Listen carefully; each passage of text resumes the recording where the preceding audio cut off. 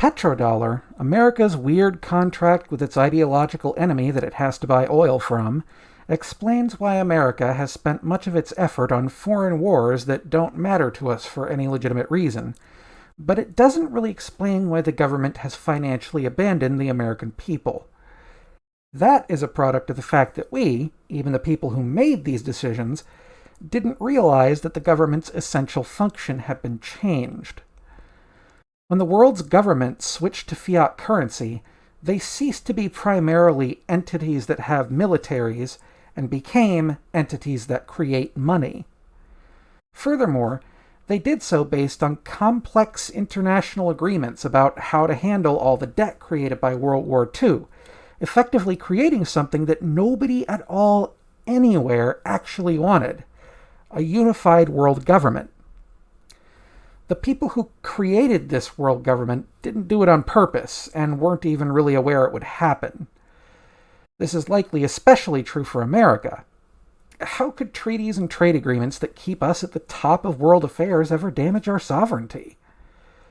When the decision was made to do this, it was conceived of as a government policy to stabilize the market.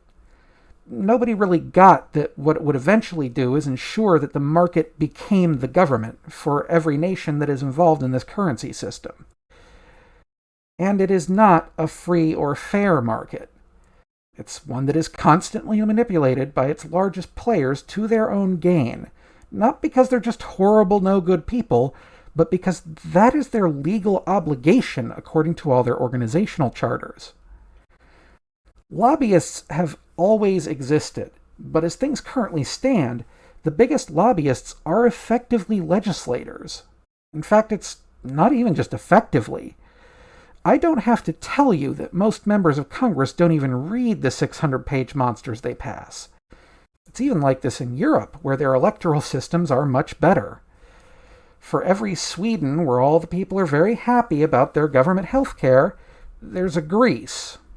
The good news is that because we now know what the government actually is, and the fact that it's basically global already, we can attempt to negotiate with it. We do need to be aware that that's what we're doing. All of the world's people are currently governed by the 2,800 or so billionaires that exist, and they treat the other nearly 8 billion of us as a mortal threat because we are.